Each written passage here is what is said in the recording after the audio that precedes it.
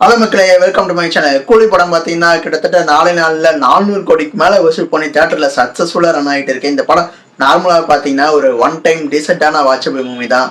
But நீங்க இதை நோண்ட ஆரம்பிச்சீங்கன்னா எப்படி சவுபின் சபை கிளைமேக்ஸை புதைக்கிறது அவ்வளோ பெரிய குழி தோண்டி வச்சிருப்பேன், அந்த மாதிரி நீங்க தோண்ட ஆரம்பிச்சீங்கன்னா நிறைய கேள்வி வரும். இப்போ சோஷியல் மீடியா ஓப்பன் பண்ணி பார்த்தீங்கன்னா இந்த மளிகை கடை டிஷ் மாதிரி அவ்வளோ கேள்விங்க அடிக்க வச்சிருக்காங்க. அத்தனை கேள்விக்கும் லோகேஷ் கனகராஜ் பதில் சொல்வாரா மாட்டாரான்னு தெரியல. அதே மாதிரி எனக்கு ஒரு கேள்வி இருக்கு. என்னன்னு பாத்தீங்கன்னா சவுபின் சபீர் வந்து புதைச்சிருவாங்க. இதுக்கப்புறம் திடீர்னு உயிரோடு எழுந்துச்சு வந்துருவாரு. அந்த இடத்துல வந்து ஸ்ருதி ஹாசன் வந்து ஒரு டேர்ம் சொல்லுவாங்க, மெடிக்கல் டேர்ம், பேஸ்லெஸ் சிண்ட்ரோம்னு சொல்லிட்டு. இதுக்கு வந்து நிறையவே ரியல் லைஃப் இன்சிடென்ட் இருக்கு. பக்காவா டீடைலிங் பண்ணி இருக்கிற லோகேஷ் கனகராஜ் இதெல்லாம் பார்க்கலாம். ஆனா அடுத்த சீனே பாத்தீங்கன்னா அப்ப அன்டர்பிலிட்டி அடிச்ச மாதிரி அந்த ட்ரெயின் சீக்வன்சிங்ல 3 பேர் இருப்பாங்க அந்த ட்ரெயின்ல. அது பார்த்தா காலியா இருக்கிற மாதிரி தான் இருக்கும் ட்ரெயின்.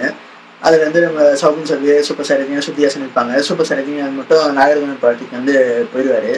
அது அடுத்த சீன்லேயே பார்த்தீங்கன்னா சூப்பர் ஸ்டார் ரஜினிகாந்த் ஒரு ஃபோன் கால் வரும். அதில் யாருன்னா சவுபின் சபீர் அவர் ஒரு ட்ரெயினை ஹைஜாக் பண்ணி லோக்கல் படத்தை அடிச்சு போட்டு சுத்தியாசம் கடத்திட்டு போயிட்டு இருப்பாரு. கடைசி அந்த ட்ரெயினை எங்கே விட்டாரே தெரியல. ஒரு ட்ரெயினை ஹைஜாக் பண்ணுற அளவுக்கு அவர் மிகப்பெரிய ஆளுன்னு தெரியல.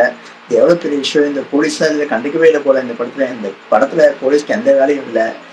நீங்கள் படம் பார்த்தீங்கன்னா இந்த சீனுக்கு ஏதாச்சும் பதில் இருந்து கமெண்ட்டில் சொல்லுங்கள். இந்த படம் நீங்கள் பார்த்தீங்கன்னா இந்த படம் எப்படி இருக்குன்னு கமெண்ட்டில் சொல்லுங்கள் மக்களே. பாய் பாய், அடுத்த வீடியோ பார்ப்போம்.